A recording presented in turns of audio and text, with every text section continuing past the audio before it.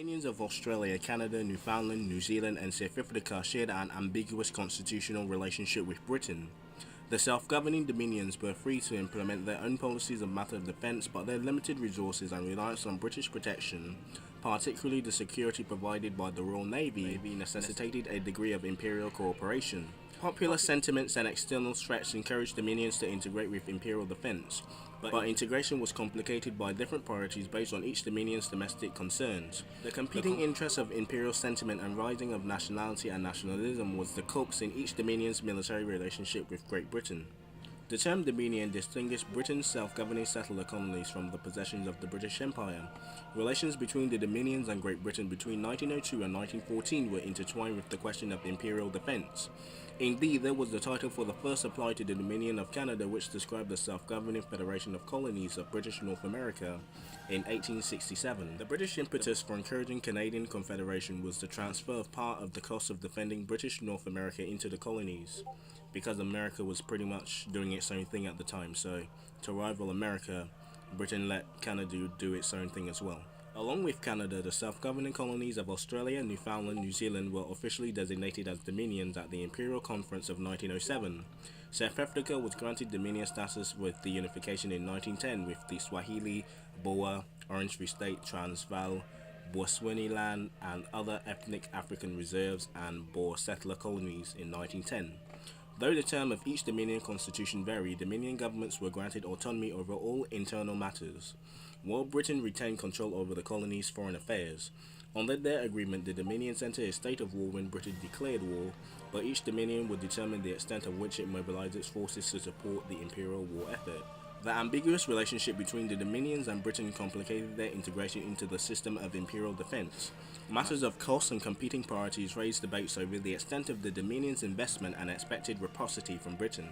The presence of enfranchised non-British populations such as the French Canadians Quebec and the Afrikaners of South Africa complicated the degree in which elected representatives would each Dominion commit to the imperial war efforts, while all parties were preoccupied with the security threats of their own geographical contexts. The haphazard negotiations that took place over a series of conferences began in 1902 provided a forum for Britain to clarify their relationship with the Dominions. Of course, they are Dominions, but they are still colonies, so the effort to expand Dominion forces reflected social tensions of race and ethnicity. In South Africa, the divisions of the Anglo-Boer War were still visible in the green uniforms of the active citizen forces, adopted because Afrikaners volunteers refused to wear British khaki. The Union Defence Act excluded anyone of non-European descent from military service. The wording hinted at a possibility of including Africans in military forces, but as auxiliary corps and ambulance drivers and taxi drivers and so on. But the priority was to appease Afrikaner concerns that allowing Africans to perform military service would encourage further demands of racial rights and equality. The possibility of an African uprising was commonly played by both the British and the Afrikaner statesmen to manipulate the Afrikaner anxieties and encourage cooperation with a British state. I would basically say this for all of Africa, like South Rhodesia, Kenya, and other white minority Dominion settlers as well. So this could apply for all the groups of minority whites in Africa as well, to cooperate with the British state. Even though South Africa was the most contentious because of the Boers and, the Anglo-Boer War, but the 1909 Amendment of Australia's Defence Act likewise exempted men not found substantially of European origin or descent for military service, which tacitly included Aboriginals and the Torres Strait Islanders from enlisting. The Australian policies, which were actually copied by the South Africans, contrasted starkly with New Zealand's policy, where Maoris were actually encouraged to enlist, though they were exempt from compulsory training. Enlistment in existing volunteer units was acceptable, but almost every application to form an All-Maori Corps in the volunteer force was denied. The Waiwawa Pa Maori Mounted Rifles were the only independent Maori unit prior to 1915. The place of First Nationers in Canada's militia was more ambiguous. The Militia Act of 1904 applied to all British subjects in the Dominion of Canada, which implicitly included the First Nations.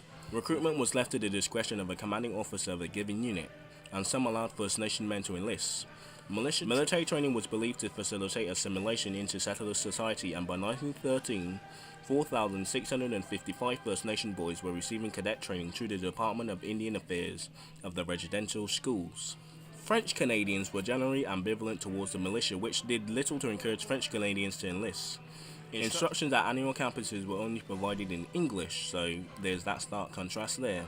And uninterested in the militia of the English speakers, French Canadians form a separate rifle club which allowed them to participate in military exercises while expressing their cultural identity. One rifle club was named the Chasseurs de Chabari, harkening back to the militia of New France, while another club adopted the accoutrements of the Papels Sauveurs.